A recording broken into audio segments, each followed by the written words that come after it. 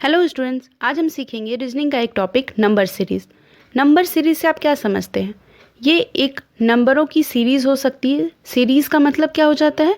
जहाँ नंबर को सजाया गया हो। किसी भी तरह से हम नंबर को सजा सकते हैं। उन्हें बढ़ते हुए क्रम में सजा सकते हैं, उन्हें घटते हुए क्रम में सजा सकते हैं। तो बस वही होता है सीरीज़। यहाँ पर जो क्वेश्चंस आते हैं वहाँ पे हमें उस पैटर्न को समझना होता है कि वो किस पैटर्न में नंबर जो है वो इंक्रीज़ डिक्रीज़ या फिर कुछ भी जो है वो हो रहा है। तो उस पैटर्न को समझते हैं और फिर हम उसे सॉल्व कर लेते हैं। तो मैं कुछ बेसिक चीज़ें बताती हूँ आपको कि वो किस पैटर्न में पॉसिबल हैं। तो पॉसिबिलिटी जो होगी उसकी, या तो वो इंक्रीज़ कर रहे होंगे नंबर, जैसे नंबर 1 हो गया, 3, 5, 7, 9। यहाँ पर आप देख सकते हैं, अगर मैं आपसे पूछूं अगला नंबर क्या है तो आप तुरंत बता देंगे अगला नंबर क्या है, 11 है। क्यों? हर एक नंबर 2 वैल्यू से इंक्रीज़ हो रहा है। उसी तरीके से अगर कोई नंबर डिक्रीज़ के फॉर्म में है, जैसे यहाँ पर हो गया 10, 8, 6, मैं आपसे पूछूं यहाँ क्या होगा तो आप तुरंत बताएंगे 4 हो जाएगा। क्यों? क्योंकि वो वैल्यू 2 से डिक्रीज़ हो रही है। और कभी कभी ये दोनों ही चीज़ों को मिला के कॉम्बिनेशन में भी सवाल बनाए जाते हैं। मैं क्वेश्चन लेकर आई हूँ, मैं आपको सारा बताऊँगी क्वेश्चंस के हेल्प से। अब यहाँ पर ये जो मैंने लिखा है plus minus multiply divide square या क्यूब, ये क्या है? ये है आपका कि कभी भी कोई जो वैल्यू इंक्रीज़ हो रही है या डिक्रीज़ हो रही है तो ज़रूरी नहीं कि ये 2 के एडिशन में ही हो। कभी कभी क्या हो सकता है, वो मल्टीपल भी हो सकता है। जैसे 2, 2 दूनी के 4, 4 दूनी के 8, 8 दूनी के 16। अब यहाँ पर क्या हो सकता है, तो 16 दूनी के 32। तो यहाँ पर वैल्यू इंक्रीज़ तो हो रही है, लेकिन किस तरह से? मल्टीपल फॉर्म में इंक्रीज़ हो रही है। इसी तरह से अगर आपको कोई सीरीज़ दी हुई है 1, 8, 27, 64 और आपसे पूछा अगला नंबर क्या होगा, तो आप ये जानते हैं कि 1 क्या है, 1 का क्यूब, 8 क्या है, 2 का क्यूब, 27 का 3 का क्यूब है, 64 क्या है, 4 का क्यूब है। तो अगला क्या होगा, 5 का क्यूब, मतलब 125 हो जाएगा। तो इसी तरह से क्वेश्चंस को सॉल्व करते हैं। चलिए कुछ क्वेश्चंस की प्रैक्टिस करते हैं। पहला सवाल है 2 3 4 3 4 3 4 5 4 5 6 5 6 7 6 और अगला सीरीज़ क्या होगा। आप यहाँ देख रहे हैं कि हर एक वैल्यू जो है अपने आप में इंक्रीज़ हो रही है। जैसे यहाँ 2 से 3, 3 से 4, 4 से 5, 5 से 6, तो 6 से 7। यहाँ 3 से 4, 5, 6, 7, तो अगला क्या हो जाएगा, 8। फिर यहाँ 2, 3, 4, 5, 6, तो नेक्स्ट 7। या आप यूँ कह सकते हैं कि हर एक वैल्यू में अंतर कितने का है, 111 का है। तो अब दोनों में से किसी भी तरह से आप ये जान सकते हैं कि अगला नंबर क्या हो जाएगा, 787, option number first. Next question है 126, 98, 70 और यहाँ पे आपसे पूछा है यहाँ क्या होगा, फिर आपको 14 नंबर दिया गया है। तो आप इन दोनों का अंतर निकालिए। इन दोनों का अंतर कितना हो गया, 28। फिर इन दोनों का अंतर निकालिए, इसका भी अंतर 28। तो अगला जो होगा उसका भी अंतर 28 होगा। तो 70 में से जब आप 28 घटाएंगे तो क्या वैल्यू आएगी, 42। और एक बार इसे चेक भी कर लेते हैं कि क्या जब हम 42 में से 28 घटाते हैं तो 14 आता है, तो बिल्कुल आता है, मतलब ये हमारा सही है। तो इसमें हमने क्या देखा कि कोई भी वैल्यू जो है वो डिक्रीज़ हो रही है, कोई प्रॉपर नंबर जो है उसमें से घटता जा रहा है। यहाँ पे 28 घट रहा है। नेक्स्ट क्वेश्चन करते हैं 5, 12, 21, 32। फिर यहाँ है क्वेश्चन क्या होगा। तो यहाँ पर जो आपका 5, 12 है, अब 5 से जब 12 बढ़ते हैं तो कितना बढ़ते हैं, 7। 12 से जब 21 बढ़ते हैं तो कितना, 9। 21 से 32, 11। तो यहाँ पर आप एक पैटर्न देख रहे हैं, इंक्रीज़ होने में एक पैटर्न है। हर एक वैल्यू 2 से इंक्रीज़ हो रही है। तो जब यहाँ 11 है तो ये वैल्यू कितनी होनी चाहिए थी, 13 होनी चाहिए। तो 32 और 13 को हम जब जोड़ेंगे तो कितना मिलेगा हमें मिल जाएगा 45, ऑप्शन नंबर सी। तो कभी कभी क्या हो जाता है, डबल वैल्यू जो होती है वो भी इंक्रीमेंट होती है। एक अंतर निकालेंगे, एक और अंतर हम निकाल के उसे सॉल्व कर लेंगे।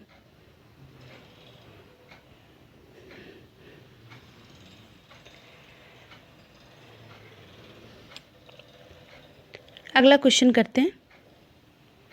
7, 9, 13, 21, 37। अब यहाँ पर क्या इंक्रीज़ हो रहा है? 7 से 9 2 इंक्रीज़ हो रहा है, 9 से 13 4 इंक्रीज़ हो रहा है, 13 से 21 8 इंक्रीज़ हो रहा है, 21 से 37 16 इंक्रीज़ हो रहा है। तो यहाँ पर सबसे पहले जब हम डिफरेंस निकाले तो हमने क्या देखा? 2 दूनी के 4, 4 दूनी के 8, 8 दूनी के 16। तो अगला वैल्यू क्या हो जाएगा? 32 होना चाहिए। मतलब हम इस 37 और 32 को जोड़ेंगे तो वही हमारा आंसर होगा। दैट मीन्स कितना? 69। ऑप्शन नंबर सी हमारा आंसर होगा। नेक्स्ट क्वेश्चन करते हैं। 36, 28, 24, 22। यहाँ पर क्या देख रहे हैं? किसी डिफरेंस में जा रहा है। तो ये डिफरेंस कितनी की है उसे निकालते हैं। यहाँ से यहाँ 8 का अंतर है, फिर 28 से 24 4 का अंतर है, 24 से 22 2 का अंतर है। मतलब यहाँ पर भी वैल्यू जो है वो मल्टीपल फॉर्म में ही डिक्रीज़ हो रही है। 8 का आधा 4, 4 का आधा 2, तो 2 का आधा कितना? 1। मतलब 22 में से एक वैल्यू घटनी चाहिए। तो वो वैल्यू कितनी होगी? 21। Option number D answer. Next question करते हैं। नेक्स्ट क्वेश्चन है 8, 24, 12, 18 और 54। यहाँ पे 12 के बाद है क्वेश्चन मार्क। तो 8 से 24 पहुँचेंगे तो हम यहाँ पर 3 का गुना करेंगे तो 8 से 24 पहुँच जाएंगे। 8 3 24 और 24 से 12 पहुँचने के लिए हम भाग 2 कर देंगे तो 12 पहुँच जाएंगे। तो अब अगली वाली सीरीज़ में हमें फिर से इंटू 3 करना चाहिए। अगर हम इंटू 3 करते हैं तो क्या हो जाएगा? 12 तिया 36। मान लेते हैं अगर हम यहाँ पर 36 रखें तो फिर से हम चेक करेंगे कि क्या ये सीरीज़ हमारी सही जा रही है या नहीं। तो 36 का आधा कितना हो गया? 18। मतलब ये सीरीज़ सही जा रही है। फिर 18 तिया 54। मतलब एक बार आप चेक कर लीजिएगा कि आप जो बना रहे हैं वो सही आगे भी सीरीज़ में जा रहा है या नहीं। तो यहाँ पर हमारा सही गया, 36 आंसर हो गया। Next question. नेक्स्ट है 0, 4, 18, 48 क्वेश्चन मार्क फिर 180। तो इस क्वेश्चन को करेंगे कैसे हम? यहाँ पर आप जब बनाएंगे तो पहले 0 से 4 अगर आप डिफरेंस लिए तो 0 से 4 का डिफरेंस क्या हो गया? 4 हो गया। 4 से 18 का डिफरेंस 16 हो गया। फिर 18 से 48 से 18 का डिफरेंस कितना हो गया? 30। तो ये किसी भी तरीके से कोई प्रॉपर फॉर्मेट में इंक्रीज़ डिक्रीज़ हमें नहीं दिख रहा है। मतलब इसमें कुछ और पैटर्न है जो हमें फिर से चेक करना पड़ेगा। तो आपको ज़रूरी नहीं कि हमेशा आप ऐड करेंगे तो आपको आंसर मिल जाएगा। अगर आपको ऐड करने पर एक प्रॉपर इंक्रीज़ वे में नहीं मिला तो आप फिर से कुछ और ट्राई कीजिए। अब ये वैल्यू क्या पॉसिबल है? आप देखिए 0, 4। ये अगर हम ऐसा सोचें कि 1 के क्यूब में से 1 का स्क्वायर घटा दें तो हमें क्या मिल जाएगा? 0 मिल जाएगा। उसी तरीके से 4 के लिए आप सोचिए कि अगर 2 के क्यूब में से 2 का ही स्क्वायर घटा दें, मतलब 2 का क्यूब क्या? 2 दूनी 4, 4 दूनी के 8 और यहाँ 2 दूनी के 4। तो ये क्या मिल गया मुझे? 4 मिल गया। उसी तरीके से 18 के लिए आप 3 का क्यूब में से 3 का स्क्वायर घटाइए। मतलब 3 तिया 9, 9 तिया 27 में से क्या घटाएंगे आप? 3 तिया 9 घटाएंगे, 18 आ गया। मतलब ये इसी तरह से इंक्रीज़ हो रहा है। अब 48 के लिए फिर क्या करेंगे? 4 का क्यूब में से 4 का स्क्वायर घटाएंगे। 4 चौका 16, 16 चौका 64 में से 4 चौका 16 घटा दिए, 48 मिल जाएगा। मतलब नेक्स्ट वन क्या है? 5 के क्यूब में से 5 का स्क्वायर का घटाना, मतलब 125 में से 25 को घटाना, यानी कि 100 आंसर होगा। आप एक लास्ट को चेक भी कर सकते हैं, क्या ये 6 के क्यूब में से 6 का स्क्वायर घटाने से आंसर आ रहा है या नहीं। तो 6 का क्यूब कितना होता है? 216। उसमें से घटा देंगे 36 तो हमें क्या मिल जाएगा? 180। मतलब ये इस तरह की सीरीज है जिसमें कि हमें स्क्वायर और क्यूब का कॉम्बिनेशन करके दिया हुआ है। अगला सवाल है 56, 90, 132, 184, 248। तो पहले हम क्या करेंगे? इनका अंतर निकालेंगे, क्योंकि 56, 90 ये सब किसी के भी क्यूब स्क्वायर तो नहीं है। तो इसका जब अंतर निकालेंगे तो पहला अंतर हमें मिला 34, फिर इन दोनों का अंतर हमें मिला 42, फिर 84 और 132 का अंतर कितना मिला? 52, फिर अगला अंतर हमें मिला 64। तो ये जो हमें वैल्यू मिली वो किसी भी तरीके से हमें एक इंक्रीजिंग ऑर्डर में जो है वो है या नहीं वो पता नहीं चल पा रहा है। तो हम क्या करेंगे, एक बार और इसका डिफरेंस लेंगे। तो 42 में से जब 34 को घटाएंगे तो हमें मिला 8, फिर 52 में से 42 को घटाएंगे तो मिला 10, फिर 64 में से 52 को घटाएंगे तो मिला 12। मतलब ये 2 के वैल्यू में इंक्रीज़ हो रहा है।